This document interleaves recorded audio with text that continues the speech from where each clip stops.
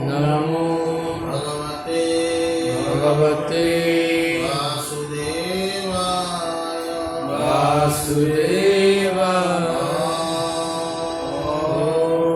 कृष्णाय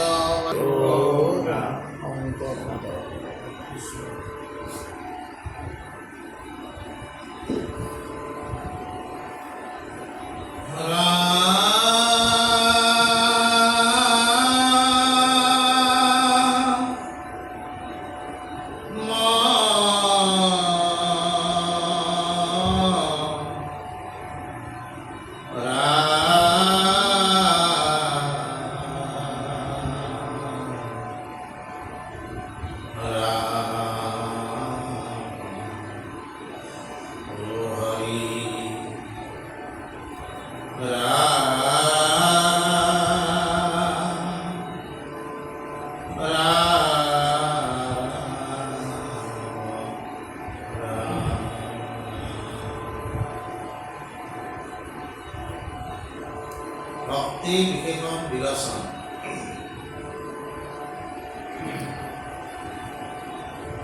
কহিবাক প্ৰতি ভকতিৰ বিশেষণ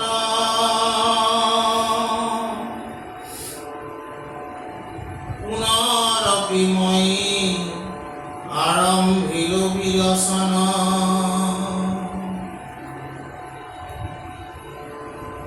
বহুবিধ মাধৱৰ ভকতি আশ্ৰয় তাহাতে প্ৰধান নৱ হৃদয়াতি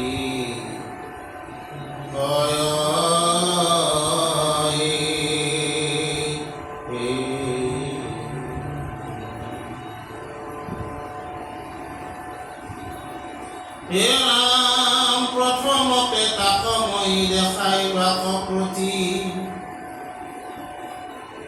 বহু প্ৰসাদৰ যেন বচন সম্প্ৰতি শ্ৰৱণ কীৰ্তন পদ সেৱন স্মৰণ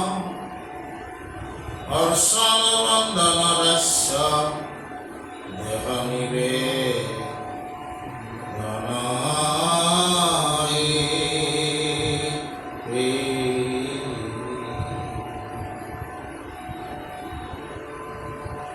প্ৰকৃত সহিতে নৱবিধ এহি মান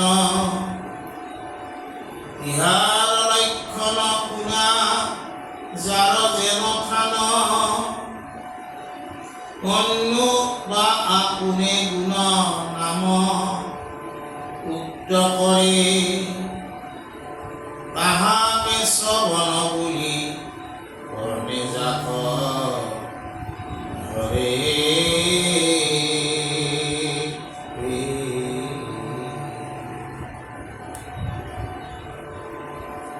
আজি আমাৰ আৰম্ভ হৈছে ভক্তি বিশেষণ বিৰচন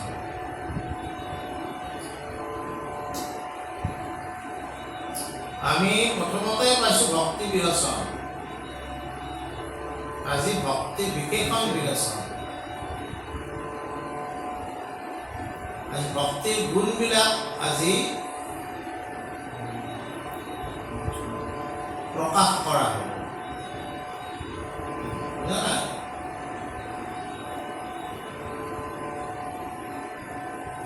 এই ক্ষেত্ৰত আমাক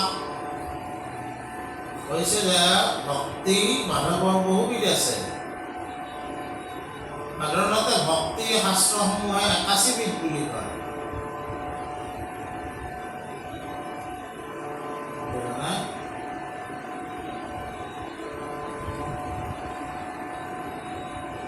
কিন্তু তাৰে ভিতৰত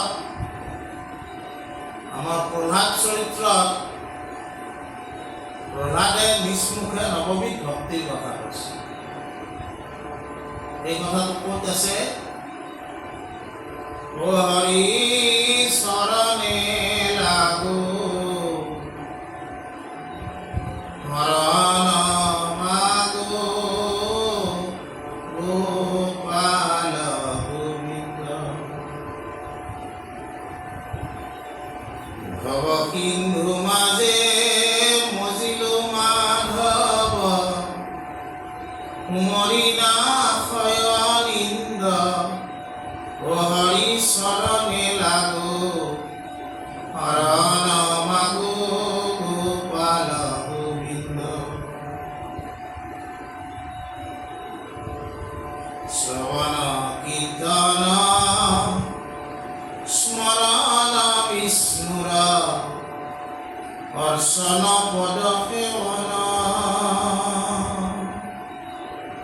গাইছ সকীৰ্ত বন্দন বিষ্ণুত কৰিব দেহায় অৰ্পণ ও হৰি চৰণে লাগো হৰণ মাগো গোপাল গোবিন্দ নৱবিধ ভক্তি বিষ্ণুত আচৰে এহিকে পাঠ উত্তম হেন শুনি পাছে হিৰণ্য কশিপু উপে কম্পে যেন যম প্ৰহ্লাদে মানে নিজৰ দেউতাকক কৈছিল এই নৱবিধ ভক্তিৰে ভগৱান বিষ্ণু আমি ভক্তি কৰিব পাৰোঁ বুজা আৰু হিৰণ্যকশিপুৰ খং উঠিছিল আৰে দৈত্যৰ ল'ৰা হয় এইবিলাক কৈছে আৰু সেইটো এটা বেলেগ কথা শ্ৰৱণ কীৰ্তন পদসেৱন স্মৰণ অৰ্চন বদ্ধন দাস্য সকীৰ্ত আৰু আত্মনিবেদন বা দয়া নিবেদন বুজা না এই নৱবিধ ভক্তিৰ কথা আমাক কৈছে যে আমাৰ ভক্তি বিবেচনতে আমি কিছু কথা ভক্তি সম্পৰ্কে আলোচনা কৰিছোঁ এই আলোচনা কৰিলেও এই কথাবিলাকৰ পুনৰ আলোচনা আমি কৰিব লাগিব শাস্ত্ৰীয় কথা যিমানে আলোচনা কৰা হয় সেই আলোচনাসমূহে আমাক নতুন নতুনকৈ উপকাৰ কৰে বুজা আমি সাধাৰণতে ভক্তি মানেনো কি বুজো যেতিয়া স্মৰণ শ্ৰৱণ আৰু কীৰ্তনৰ দ্বাৰা মন পবিত্ৰ হয় ঈশ্বৰৰ নাম স্মৰণ কৰিলোঁ শ্ৰৱণ কৰিলোঁ কীৰ্তন কৰিলোঁ ঈশ্বৰৰ কথা শ্ৰৱণ কৰিলোঁ কীৰ্তন কৰিলোঁ আৰু স্মৰণ কৰিলোঁ আৰু এই সমস্ত কৰাৰ পিছত কি হয় মনন আৰম্ভ হয় কি শ্ৰৱণ কৰিলোঁ কি স্মৰণ কৰিলোঁ আৰু কি কীৰ্তন কৰিলোঁ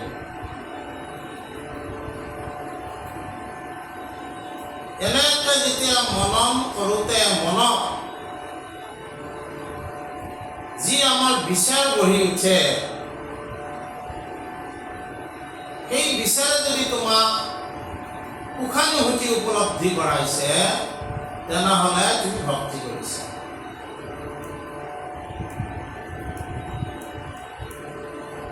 আমি ঈশ্বৰৰ কথা শুনিছোঁ ঈশ্বৰৰ কথা শ্ৰৱণ কৰিছোঁ স্মৰণ কৰিছোঁ কীৰ্তন কৰিছোঁ এই কাৰ্যখিনি কৰাৰ পিছত আমাৰ মনন হৈছে এইবিলাক কথা আৰু মনন হওঁতে মনৰ ভিতৰত এটা বিচাৰ জাগি উঠিছে যি বিচাৰে আমাক সুখ উপলব্ধ কৰাইছে যদি সুখ উপলব্ধ কৰাইছে তেতিয়াহ'লে আমি ভক্তি কৰিছোঁ বুজা এই সুখানুভূতি উপলব্ধ অৱস্থাকে কি বুলি কৈছে ভক্তি বুলি কৈছে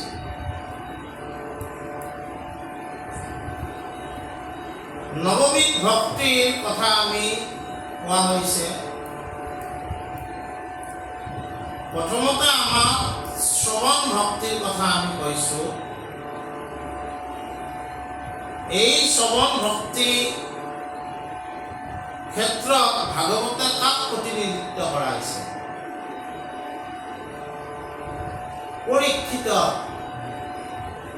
পৰীক্ষিতে যেতিয়া ব্ৰহ্মহক পাইছিলে, ম্ৰিয়মান মনুষ্যৰ কৰ্ম কি, এই সমস্ত প্ৰশ্ন তেওঁ জাগি উঠিছিলে। বিভিন্ন ঋষিয়ে বিভিন্ন পন্থৰ কথা কৈছিলে, কিন্তু তেওঁ পচন্দ কৰিলে কোনটো? ভগৱন্তৰ কথা শুনা বা শ্ৰৱণ ভক্তিটো তেওঁ পচন্দ কৰিলে। আৰু তেওঁ গংগাৰ তীৰত উপমুখে শ্ৰীমদ ভাগৱত কথা শুনোতে তেওঁ কি হ'ল? মুক্তিপ্ৰাপ্ত হ'ল। সেইকাৰণে শ্ৰৱণ ভক্তিক প্ৰতিনিধিত্ব কাৰ দ্বাৰাই কৰাইছে? পৰীক্ষিতৰ দ্বাৰা, ৰাজা পৰীক্ষিত। তাৰপিছত কীৰ্তন ভক্তি, যিটো কীৰ্তন মানে আমি যি নাম গাওঁ, ইয়াৰ ডেফিনেশ্যনটো আমি পিছত পাম। কীৰ্তন নাৰদৰ দ্বাৰাই প্ৰতিনিধিত্ব কৰাইছে। নাৰদৰ অনবৰত কি কাম? ঈশ্বৰৰ নাম গুণ গাই ফুৰাই তেওঁৰ কাম, আৰু তাতে তেওঁ আনন্দ লাভ কৰে। তাৰপিছত কি আছে?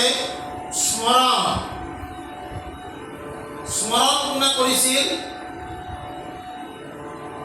প্ৰহ্লাদে। তেওঁ সদায় ঈশ্বৰ স্মৰণ কৰিছিল, আৰু স্মৰণ ভক্তিৰ কাৰণে প্ৰহ্লাদক হিৰণ্যকশিপু প্ৰহ্লাদৰ পুত্ৰক নানান দুৰ্গতি দিলা। হৰি নাম মহাকৱচ প্ৰভাৱে কাণ লোম নল দিলা। স্মৰণ কৰি থাকে কাৰণে তেওঁ হৰি নামৰ কৱচে আগুৰি থাকে, তেওঁক একো কৰিব নোৱাৰিলে।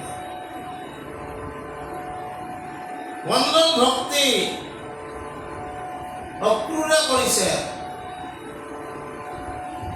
কংসই অক্ৰূৰক কৃষ্ণ আৰু বলৰামক নিবলৈ পঠাইছে মথুৰালৈ। ব্ৰজলৈ তেওঁ আহিছে কৃষ্ণ বলৰামক লৈ যাবলৈ। তাতে কংসই বিভিন্ন মল্লযোদ্ধা, কুবলয় হস্তি এইবিলাকক লগাই তেওঁলোকক বধ কৰাৰ উদ্দেশ্য। কিন্তু অক্ৰূৰে যেতিয়া লৈ গৈছে, তেওঁ যমুনাত নামি যেতিয়া মানে সন্ধ্যা কৰিছে, ডুব মাৰোতে তেওঁ অনন্ত কোলাত ভগৱন্তক দেখিছে, আৰু সেইকাৰণে ভগৱন্তক তেওঁ বন্দনা কৰিছে। বন্দন ভক্তিক কাক প্ৰতিনিধিত্ব কৰাইছে? অক্ৰূৰক। আৰু দাস্য ভক্তিক প্ৰতিনিধিত্ব কৰাইছে উদ্ধৱক। উদ্ধৱে সদায় ভগৱন্তৰ দাস হিচাপে চলিছে।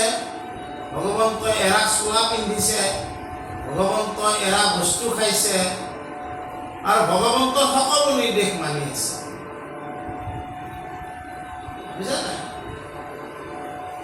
প্ৰকৃত ভক্তিৰ প্ৰতিনিধিত্ব কৰাইছে অৰ্জুনক। অৰ্জুন ভগৱন্তৰ সখী আছিল। জানা, সাক্ষ্য ভক্তিৰ দ্বাৰাই অৰ্জুনে ভগৱন্তক লাভ কৰিছে।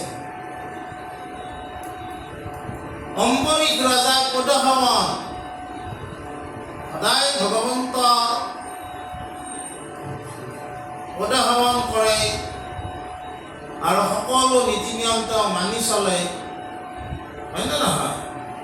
আৰু সেই প্ৰতিনিধিত্ব কৰাইছে অম্বৰীশ ৰজা পদসেৱন। আত্মনিবেদন বা দেহ নিবেদন বা দেহ অৰ্পণ ইয়াক প্ৰতিনিধিত্ব কৰাইছে বলিৰাই। তিনিপদ ভূমি যেতিয়া দুইপদতে সমস্ত অধিকাৰ কৰি ল'লে তেতিয়া বলিয়ে দিবলৈ একো নাথাকিল। বলি বিমূঢ় হৈ গ'ল। তেতিয়া তেওঁৰ পত্নীগৰাকী আছিল আকৌ সতী বৃন্দাৱলী। তেওঁ ভগৱন্তক স্তুতি কৰিলে আৰু নিজৰ স্বামীক ক'লে যে তুমি তোমাৰ শিৰ পাতি দিয়া, ভগৱন্তই সেই শিৰত তোমাক চৰণ থ'ব। বলিৰ দৰে ভাগ্যৱন্ত নাই, বুজি পাইছে নাই? গতিকে এনেকৈ প্ৰতিনিধিত্ব কৰাইছে। এতিয়া আমাৰ লক্ষণ সম্পৰ্কে অলপ কথা ক'ব।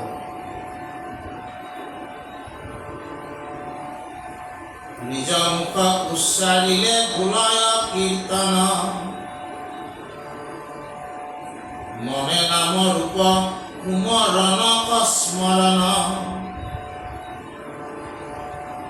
প্ৰতিমা আদিত পৰিচৰ্যা সাধৰণ, কৰে যিটো তাক বুলি পদমিহে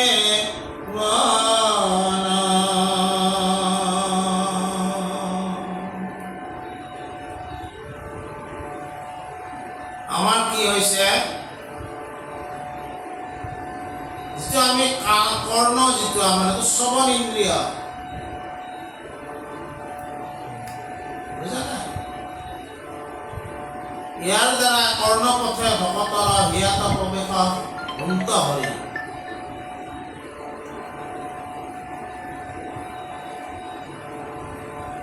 হৰি ভক্তি ভকতিৰ আদি জানিবা শ্ৰৱণ, কথা শুনিলেহে গুচে মনৰ সংশয়। বিভিন্ন পদেৰে শ্ৰৱণ ভক্তিক উৎসাহিত কৰিছে। কাণেদি আমি ঈশ্বৰৰ কথা শুনিব লাগিব আৰু আমি মুখেদি যিটো উচ্চাৰণ কৰি গাওঁ তাতোক কীৰ্তন বুলি কৈছে। কীৰ্তনৰ আৰু এটা পৰমাৰ্থিক অৰ্থ আছে, সেইটো হ'ল কি, যিটো শুনো সেইটো যদি আচৰণ কৰোঁ তাকো এক প্ৰকাৰ কীৰ্তন বুলি কৈছে। আৰু আমি মনেদি কেতিয়াবা কীৰ্তনো নকৰোঁ, একো নকৰোঁ, মনেদি ঈশ্বৰৰ কথা আমি ভাবি থাকোঁ। স্মৰণটো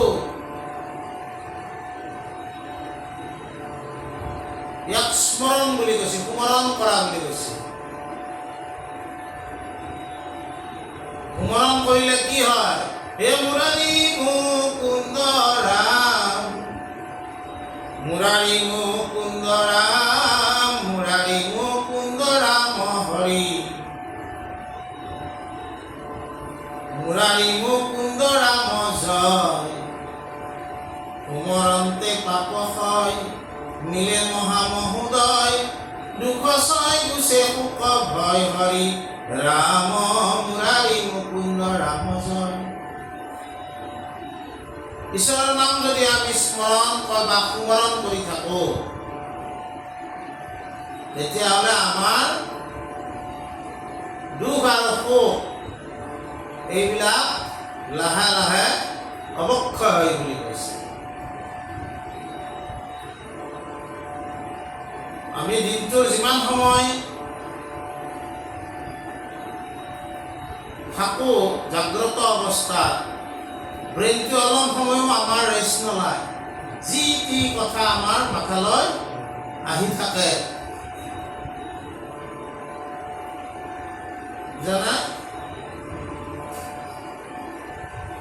আজিকালি যেনেকৈ মোবাইলত মানে কি কয়, হেং মাৰে বুলি কয় নহয়, কেতিয়া মাৰে, বহুত যেতিয়া মেমৰি অভাৰলোড হয়।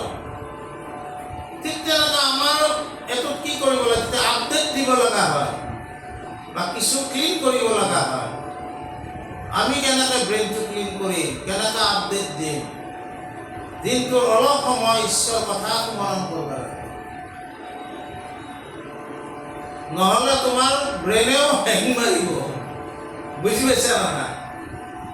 মোবাইলত যেনেকৈ আপডেট আৰু আমি মানে ক্লিন কৰিব লগা হয়, ঠিক তেনেকৈ আমাকো ব্ৰেইনটো যেতিয়া আমি চেতন অৱস্থাত থাকোঁ, শুই পৰোঁতে অচেতন অৱস্থা, অৱচেতন অৱস্থাটো কিন্তু আমি সপোন দেখোঁৱে।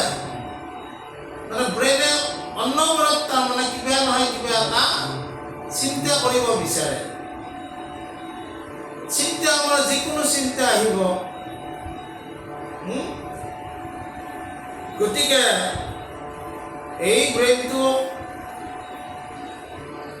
মগজুটো সুস্থ কৰি ৰখাৰ উপায় হ'ল নাম স্মৰণ। বুজি পাইছে না? আৰু কিছুমানে কি কৰে, ধ্যান কৰে,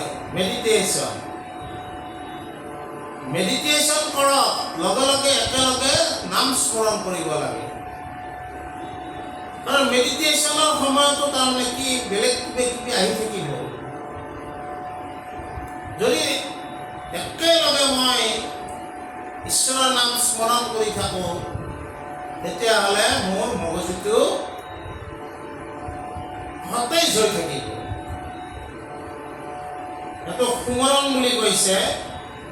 তাৰপিছত আকৌ কি কৈছে, মূৰ্তি বা প্ৰতিমা ইত্যাদিটো আমাৰ মানুহে কৃষ্ণ বুলিয়ে ভাবে। প্ৰতিমাটোক কি বুলি কৈছে? আমাৰ গ্ৰন্থটোত মূৰ্তি বা প্ৰতিমা আমাৰ নাই। আমাৰ শ্ৰীমদ ভাগৱতে আমাৰ ঈশ্বৰৰ মূৰ্তি, বাংময় মূৰ্তি। বুজা নাই? কিন্তু আমাৰে কিছুমানে আকৌ মূৰ্তি মানে, আমি একো ক'বলৈ নাযাওঁ। বুজা নাই? এতিয়া কথাটো হ'ল কি, এই মূৰ্তিকো কিছুমানে ঈশ্বৰ জ্ঞান কৰি প্ৰতীক বুলি ভাবি কি কৰে, পৰিচৰ্যা কৰে। ৰাতিপুৱা গা ধুই দিয়ে, স্নান কাৰ্য কৰে। আগতে আমাৰ দেৱ দেৱালয়বিলাকত সেই ৰাতিপুৱা গা ধোৱাৰ পিছত তেওঁৰ চৰণত অলপ গাখীৰ ঢালি দিয়ে। সেইখিনি পৰ্যল বুলি কয়। দেৱালয়বিলাকত গ'লে আমাক তাৰ পৰা অলপ অলপ হাতত দিয়ে, আমি এনেকৈ খাই মাথাত লওঁ। এনেকুৱা এতিয়াও চলি আছে দেৱ দেৱালয়। ঈশ্বৰৰ মূৰ্তি ধুৱাই নোৱাই তাতে তুলসী আৰু ভগৱন্ত পুৰুষৰ কৃষ্ণ ক্ষেত্ৰত তুলসী আৰু কি দিয়ে, মানে তিল, বন ইত্যাদি, বুজি পাইছে না? এইবিলাক বস্তু দি তেওঁ চৰণত অৰ্পণ কৰি সেই চৰণৰ পৰ্যল মানুহ শিৰত লয়। প্ৰত্যেকটো দেৱতাৰ বেলেগ বেলেগ অলপ নিয়ম। শিৱ হ'লে তুলসী নিদিয়ে, বেলপাত দিব। বুজা নাই? বাৰু যি নহওক, সেইটোক কৈছে পৰিচৰ্যা যে কৰে, সেইটো পদসেৱন বুলি কৈছে। আৰু মানে এই লক্ষণ এইবিলাক কোনটো কেনেকৈ কি হৈছে, আমিতো ক'লোৱে কোনে কোনটো প্ৰতিনিধিত্ব কৰিছে। এতিয়া আমি কৈছোঁ কি, বুলিয়া অৰ্চন জল আদিৰে পূজয়, তাকে বুলি দাস্য যত কৰ্ম সমৰ্পয়, বুলিয়া সকীৰ্ত তাতে বিশ্বাস আদি কৰে, কৃষ্ণ শৰীৰ সমৰ্পয় যিটো নৰে, ইজনৰ লক্ষণ শুনিও যেন মত, যেন গবাদিক যিটো বিকিলে পৰত, পালন পোষণ চিন্তা নকৰে যিজনে, এই মতে দেহ অৰ্পি কৃষ্ণৰ চৰণে।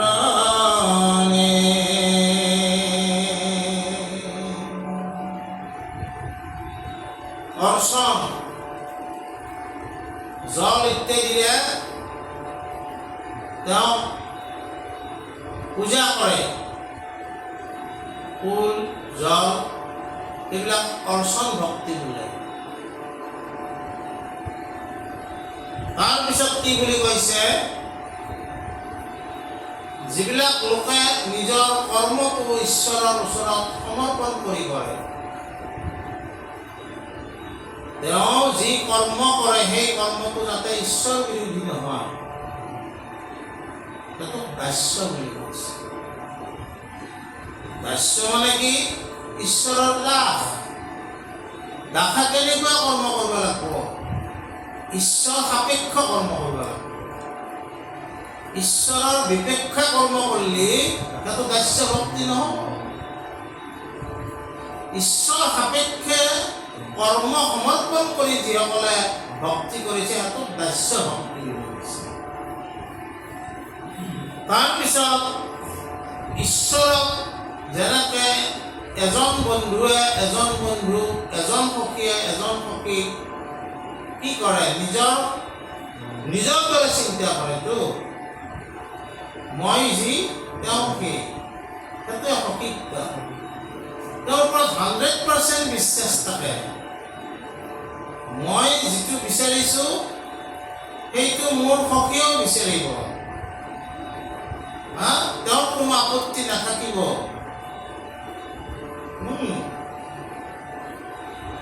ভগৱন্ত কৃষ্ণৰ ক্ষেত্ৰত সেইটো হৈছিল। মানে অৰ্জুনে গাণ্ডীৱধাৰী আছিল, ক্ষত্ৰিয় আছিল। তেওঁৰ এটা মানে কি য'তে ত'তে তেওঁ প্ৰতিজ্ঞা কৰিছিল। এইটো আমাৰ বিপ্ৰপুত্ৰ আনায়নত আছে, মহাপুৰুষে লিখিছে কীৰ্তনত। এজন বিপ্ৰৰ ল'ৰা জন্ম পালে মৰে। তেতিয়া বিপ্ৰই বৰ কান্দিলে আৰু ক'লে যে আমাৰ ইয়াত যিজন ৰজা বা ক্ষত্ৰিয়বিলাক আছে তেওঁলোকৰ কোনো কাম নাই, তেওঁলোকে অকৰ্ম কৰি আছে, সেইকাৰণে আমাৰ প্ৰজাৰ দুখ হৈছে। অৰ্জুনে কথাটো গম পালে যে এইবাৰ মই তোৰ ল'ৰাটোক বাচাওঁ। নাই, মৰিল নহয়। তেতিয়া ভগৱন্ত অৰ্জুনৰ কাৰণে নৰনাৰায়ণ ৰূপ লয় এই বলিৰ তাতে যায় ল'ৰাটোক লৈ আহিব লগা হৈছে। জীৱটো সেইটো বহুত ডাঙৰ ঘটনা। অংশচুৰ, দৈত্যৰ লগত কাজিয়া কৰা এতিয়া বহুত আছে, মই সিমানলৈ নাযাওঁ। তাকে দেখা পাই দৈৱকীয়েও কি কৰিছিল, কৃষ্ণক কৈছিল, কিয়া তোমাৰ বিপ্ৰৰ পুত্ৰক যদি লৈ আহিব পাৰিছা, মইতো তোমাৰ আগৰ 6টা ভাইক নেদেখিলোঁ। জন্ম পাওঁতে কংসই কাঢ়ি লৈ গৈছিল, তেওঁলোকক মোৰ একবাৰ চাব ইচ্ছা যায়। 2 নম্বৰত কি কৰিলা?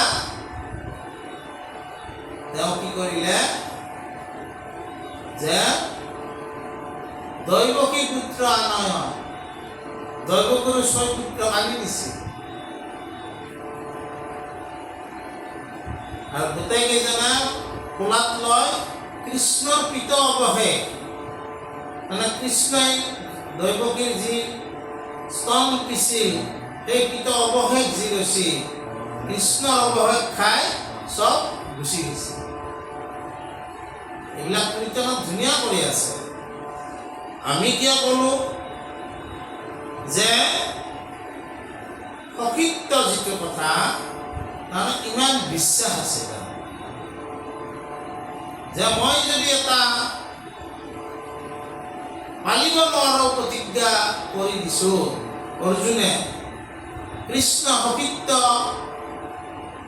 কৃষ্ণৰ লগত সখীত্ব থকা কাৰণে কৃষ্ণ সেইটো কি কৰিছে, সমাপন কৰি দিছে। বিশ্বাস, অতি বিশ্বাস থকা থকা সখীত্ব ভক্তি বুলি কৈছে। নাই মোৰ একো নহয়, ভগৱানে কৈছে মোৰ। আমাৰ মাজে মাজে অলপ সন্দেহ লাগে, বুজি পাইছে না নাই? তাৰপিছত কৈছে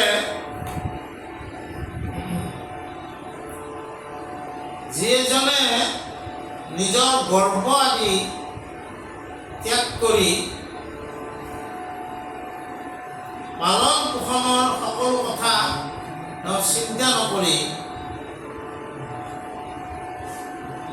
নিজৰ দেহ মন কায় বাক্য মনে কি কৰিছে সকলো কৃষ্ণৰ ওচৰত অৰ্পণ কৰি দিছে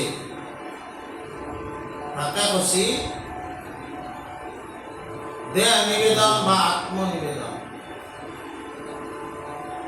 বুঝানে মোৰ একো নাই সব ঈশ্বৰৰ সমৰ্পণ কৰি দিছে খাব পালেও পালে নাপালেও নাই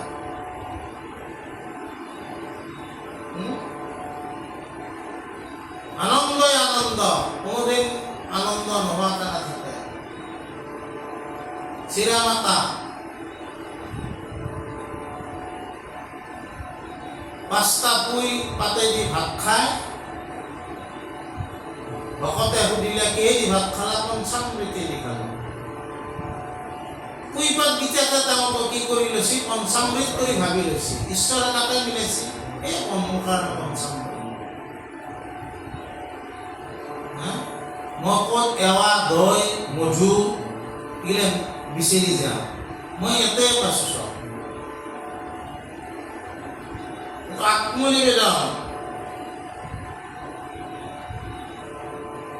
তাৰপিছত মানে কি কৈছে শৰীৰৰ অৰ্থে চিন্তা এৰয় সমস্ত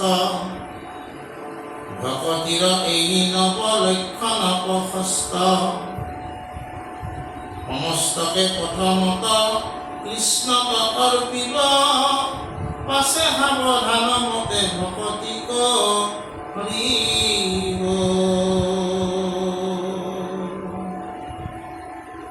ইহা কবুলয় মহা উত্তম ভকতি দেখাও শিষ্টাচাৰ সুখ বচনে সম্প্ৰতি সুখ নিগদতি পৰীক্ষিত মহাৰাই শুনা অম্বৰীকে যেন কৰিলা সদায় কৃষ্ণ পাদ পদ্ম মাত্ৰ স্মৰিলন্ত মনে হৰি গুণ নাম মাত্ৰ বনাইলা বচনে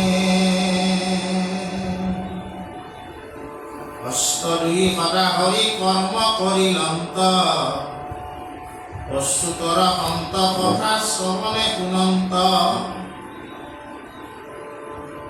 মুকুন্দৰ স্থান দেখি আছিল নয়ন কৰে সদা শৰীৰে ভক্ত কয়ালিঙ্গন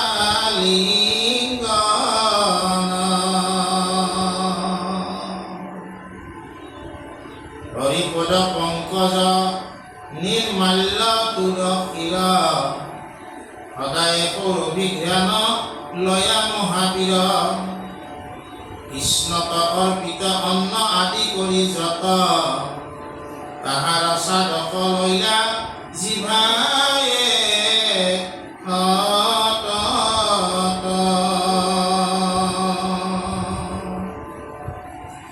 কৰিলা চৰণে হৰি ক্ষেত্ৰ পগমন হিৰে হৰি চৰণক কৰিয়া বন্দন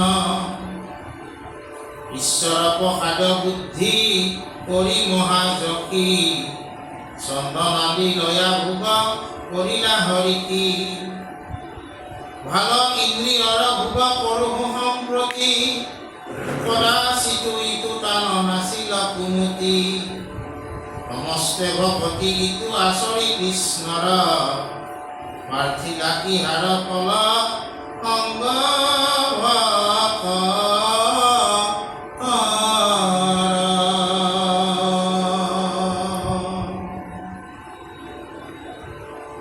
লয়া উপদেশ মাধৱ আৰা দিব ভক্তসকলৰ উপদেশ ক্ৰমে আমাৰ গুৰু ধৰ্ম বুলি কৈছে গুৰু ধৰ্ম এইকাৰণে কৈছে যে গুৰুৰ উপদেশ অবিহনে তুমি যদি একো ভক্তি ধৰ্ম কৰিব যা বিফল হ'বা। এইকাৰণে আমাৰ শৰণ হ'ব লাগে। শৰণ হোৱা মানে গুৰুক আশ্ৰয় কৰি লোৱা। আমাৰ যে আগতে ভকতসকলে বহুত শৰণত গুৰুত্ব দিছিল। ভক্তিৰ প্ৰাথমিক পৰ্যায়টোৱে হ'ল ভগৱানক আশ্ৰয় শৰণ হ'ব লাগে। আৰু তাৰপিছত কি কৰিব লাগে?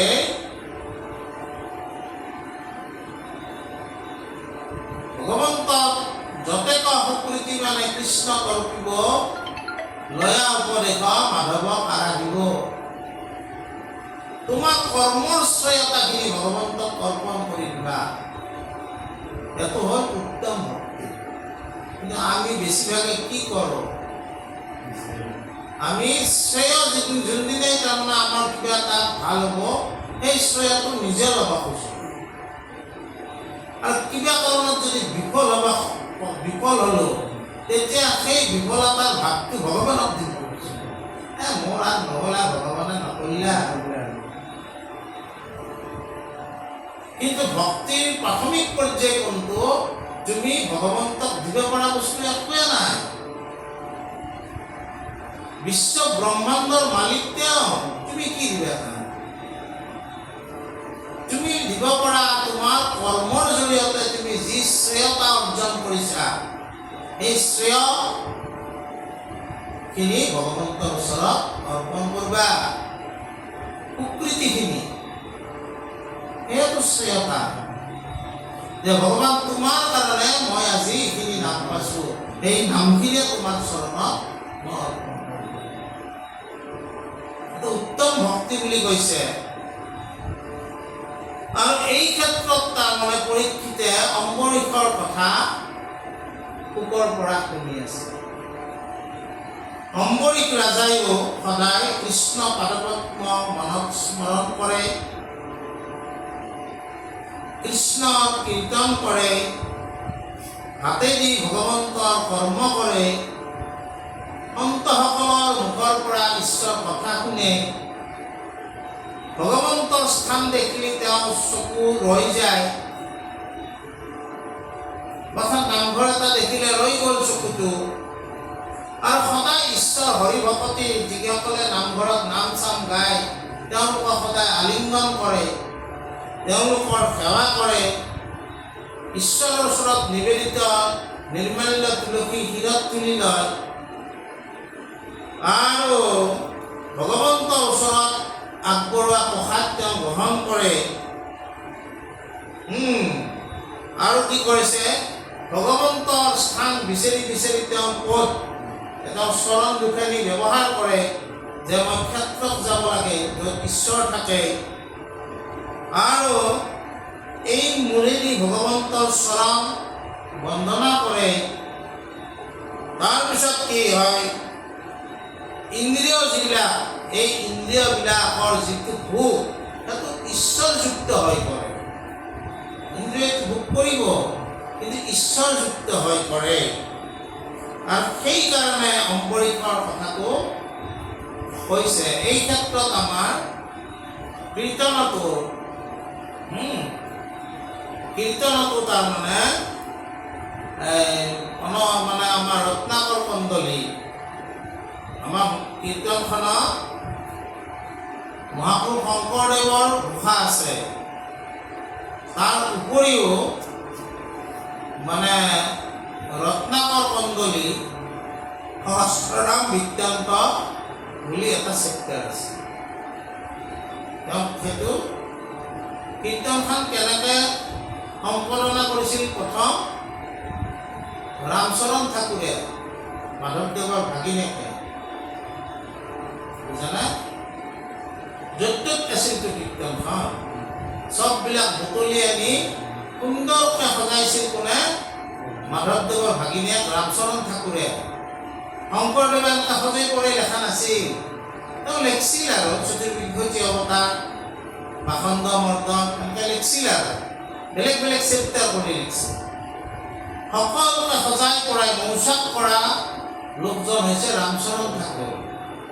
যেতিয়া তেওঁ সজাই পৰাই মাধৱদেৱৰ ওচৰত সেইখন লৈ যায়, আগবঢ়াই দিয়ে যে গুৰুজনৰ ৰচনাখিনি আমি এনেকৈ তোমাৰ চৰণত অৰ্পণ কৰা। মাধৱদেৱটো মামাই আছিল তেওঁ। তেতিয়া মাধৱদেৱে তেওঁৰ সজোৱা ধৰণটো দেখি কীৰ্তনখন মূৰত লৈ কুন্দলী দিয়া থানত চাৰিওফালে ঘূৰি আছিল। ইমান তেওঁৰ আনন্দ লাগিছিল তাৰমানে, মোৰ ভাগিনে বৰ ভাল কাম কৰিলে। কিন্তু সেই কীৰ্তনতে তাৰমানে শংকৰদেৱৰ উপৰিও ৰত্নাকৰ কন্দলীৰ সহস্ৰ নাম বৃত্তান্ত চেপ্টাৰটোক স্থান দিয়া হৈছে। তাৰমানে ৰচনাটো গুৰুজনৰ মানে কেনেকুৱা, গুৰুজনৰ ৰচনা কাষেদি দিছিল আৰু তাতে আছে কি ঘোষা, কি কৰিলো ভকতি নকৰি অন্ত পাই লিকয় আশী ৰক্ষা কৰা হৰি। তাতে মানে এই মাথাৰ পৰাই পঞ্চ জ্ঞানেন্দ্ৰিয় পঞ্চ কৰ্মেন্দ্ৰিয় কি কৰা নাই, কি কাৰণে, যে যদি এই চকু থাকিও ঈশ্বৰক আমি চাব খোজা নাই তেতিয়াহ'লেতো মৈৰাজ চকু, মৈৰাৰো চকু হেন পায় পাখাত, কিন্তু আচলতে দেখা নাপায় নহয়। যদি সিৰে নকৰিলো ফিৰে মাধৱক নমস্কাৰ, ইটো মহাভাৰত, এইটো মহাভাৰত আমি এনেই পঢ়ি থৈ বুলি কৈছে। তাতেও এইবিলাক কথা আছে, আমি পঢ়ি চালি পাম। যে আমাকো কৈছে যে অম্বৰীক ৰজাই তেওঁৰ পঞ্চ জ্ঞানেন্দ্ৰিয় পঞ্চ কৰ্মেন্দ্ৰিয় মন বুদ্ধি চিত্ত অহংকাৰ এই সমস্ত 14 ইন্দ্ৰিয় ঈশ্বৰৰ লগত যুক্ত কৰি ৰাখিছিল আৰু সেইকাৰণে তেওঁ ঈশ্বৰৰ প্ৰিয় হ'ব পাৰিছিল। যাৰ কাৰণে দুৰ্বাসায়ো আহি অম্বৰীষক অপকাৰ কৰিব আহি অম্বৰীষৰ ওচৰত শৰণাপন্ন সেয়া ৰক্ষা কৰিছিল। গতিকে ভক্তি বিশেষণ বিবেচনা আজি আমি প্ৰথম এইখিনিকে আলোচনা কৰিম।